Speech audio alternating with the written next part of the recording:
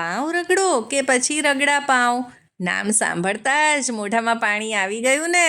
અને જો તમને એવું લાગતું હોય ને કે લારીવાળા જેવો ટેસ્ટ ઘરમાં તો ન જ આવે, તો આજે આ રીતે આ પાઉં રગડાની રેસિપી જરૂરથી ટ્રાય કરજો.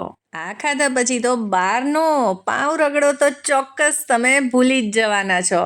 સાથે એવી લીલી ચટણી કે કોઈ પણ ફરસાણ ચાટની સાથે એકદમ જ પરફેક્ટ કોમ્બિનેશન છે અને એનો સ્વાદ 100 ગણો વધારી દેશે. તો ચલો જલ્દીથી આજની રેસિપી શરૂ કરીએ. તો સૌથી પહેલાં રગડો બનાવવા માટે આપણે લઈ લઈશું આ સફેદ વટાણા. જ્યારે પણ આપણે રગડા પૂરી કે રગડા પેટીસ એવી કોઈ પણ રગડાની વસ્તુ બનાવીએ તો તેમાં આ સફેદ વટાણા જ રગડો બનાવવા માટે યુઝ થાય છે. અને જો આ ન હોય તો તમે લીલા વટાણાનો પણ રગડો તૈયાર કરી શકો છો. હવે આજે લગભગ 5થી 6 વ્યક્તિ માટે આપણે રગડો તૈયાર કરી રહ્યા છીએ. તો તેના માટે 1.5 વાટકી વટાણાને ધોઈ અને ગરમ પાણીમાં પલાળી દીધા હતા લગભગ 5થી 6 કલાક માટે. જો તમારે બપોરે જમવામાં રગડો તૈયાર કરવો હોય તો વટાણાને રાત્રે પલાળી દેવા, અને જો રાત્રે જમવામાં લેવું હોય તો તેને બપોરે પલાળી દેવા. તો આ વટાણા તો સરસ રીતે પલળી ગયા છે. હવે આની જ સાથે અહીંયા મેં 2 મીડિયમ સાઇઝના બટેટા લીધા છે. હવે બટેટા રગડામાં ઉમેરવાથી તે એકદમ જ એકરસ બનશે.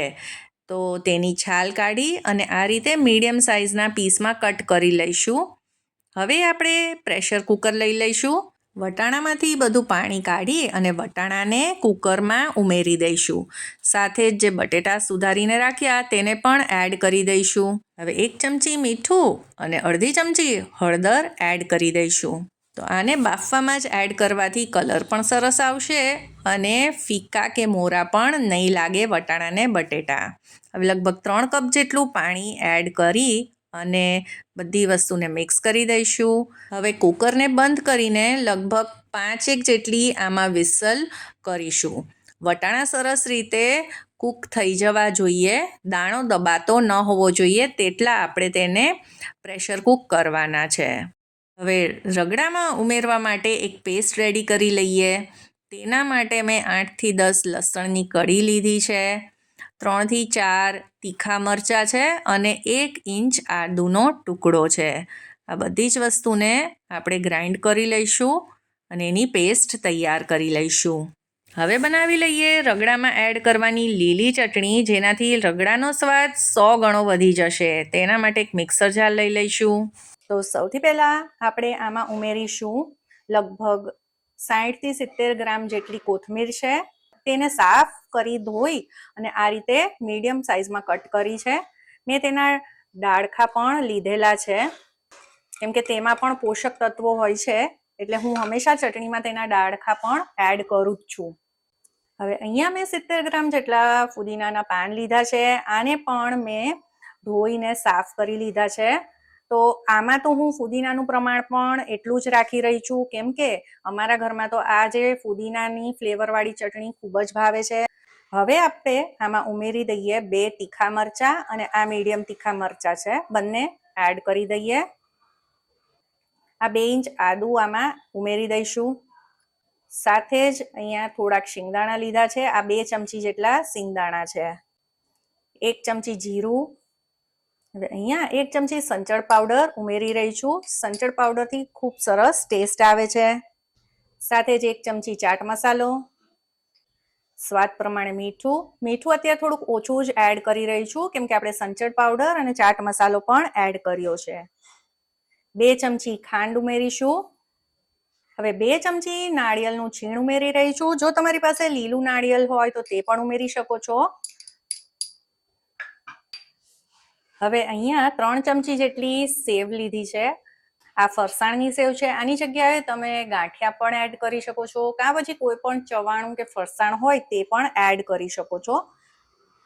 આનાથી ચટણીનો ટેસ્ટ ખૂબ જ સરસ આવે છે. અને આ પણ ન હોય તો તમે દાળિયાની દાળ 2 ચમચી ઉમેરી શકો છો. હવે આપણે આમાં અડધું લીંબુ નીચવીને એડ કરી દઈશું. હવે આ ચટણીનો એકદમ જ લીલોછમ કલર આવે તેના માટે 5થી 6 બરફના ગાંગડા ઉમેરી દઈશું. ઘણી વખત આપણે આ ચટણી વધારે પ્રમાણમાં બનાવી અને ફ્રીઝરમાં સ્ટોર પણ કરતા હોઈએ છીએ. તો ઘણી વખત આપણે ચટણીનો કલર થોડો કાળાશ પડતો થઈ જાય છે, તો તે નહીં થાય. હવે આપણે આ બધી વસ્તુઓને પીસી લઈએ. પહેલાં થોડુંક એમનેમ પીસી લઈએ, પછી આપણે પા કપ જેટલું પાણી એડ કરીને પીસીશું. આપણે આમાં અડધો કપ જેટલું પાણી ઉમેરી અને આ ચટણી તૈયાર કરી લીધી છે. તો જુઓ, આ રીતની એકદમ સરસ તૈયાર થઈ ગઈ છે. તો હવે ચટણી તો તૈયાર છે, સાથે જ આપણું કુકર પણ હવે ઠંડુ થઈ ગયું છે. તો તેને પણ આપણે ખોલી લઈએ અને રગડો તૈયાર કરી લઈએ. તો વટાણા અને બટેટા સરસ રીતે બફાઈ ગયા છે. તો તમે વટાણાને આ રીતે હાથમાં લઈ અને દબાવો તો એકદમ જ સરસ રીતે મેશ થઈ જવું જોઈએ. જો તમને લાગે કે વટાણા થોડાક દબાઈ રહ્યા છે, તો 1 કે 2 વિસલ કરી લેવી. હવે સૌથી પહેલાં આપણે આ વેજીટેબલ મેશરની મદદથી વટાણા અને બટેટાને આપણે આ રીતે મેશ કરી લઈશું. હવે બધા જ વટાણાને એકદમ મેશ નથી કરવાના, હલકા મેશ કરવાના છે. એટલે શું થશે કે જ્યારે આપણે રગડો બનાવશું તો એ એકદમ જ એકરસ થશે. આપણે આમાં કોઈ પણ બાઇન્ડિંગ કે ચણાનો લોટ કે એવું કશું જ ઉમેરવાનું નથી. તેના વગર પણ આપણો રગડો એકદમ જ ઘાટો એકરસ બનશે. હવે રગડો વઘારી લઈએ. તો તેના માટે એક કડાઈમાં 3 ટેબલ સ્પૂન તેલ લઈ લઈશું. 1 ચમચી જીરું ઉમેરીશું. જીરું સંતળાઈ જાય એટલે તેમાં એક મોટી ડુંગળીને ઝીણી સમારીને એડ કરી દઈશું. 1/4 ચમચી હિંગ પણ ઉમેરી દઈશું. હિંગથી સરસ ફ્લેવર આવશે. અને હવે આપણે ડુંગળીને સેજ સાંતળવાની છે, હલકી ગુલાબી થાય ત્યાં સુધી, એકદમ બ્રાઉન નથી કરવાની.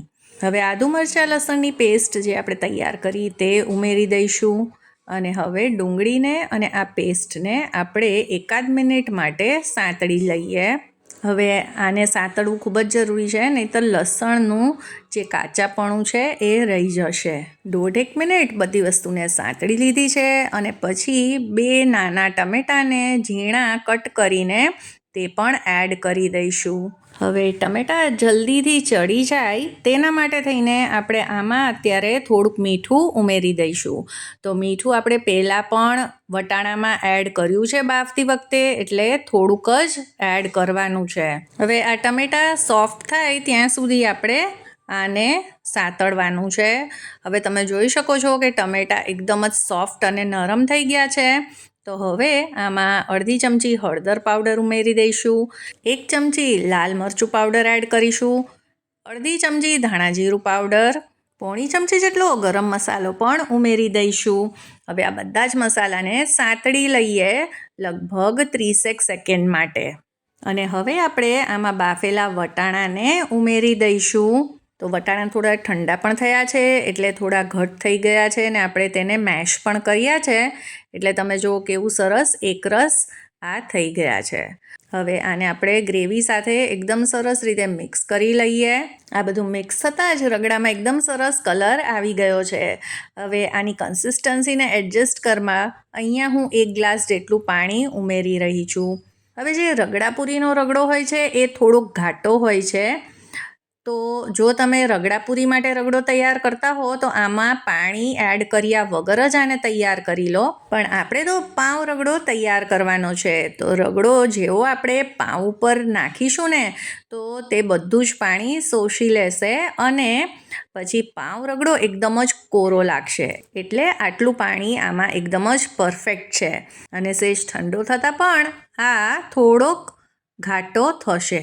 તો આપણે લગભગ 2 મિનિટ આને ઢાંકીને પણ કૂક કરી લીધો છે, એટલે મસાલા એકદમ જ સરસ રીતે ચડી જાય. હવે છેલ્લે આમાં 2 ચમચી જેટલી ઘાટી આંબલીની ચટણી આપણે એડ કરી દઈશું.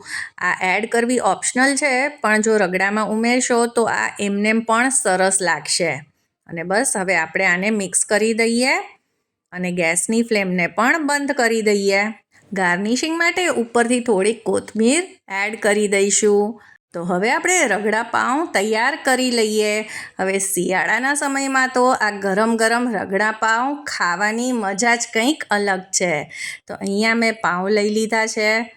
તો હવે પાઉંને આપણે નાના પીસમાં કટ કરવાના છે.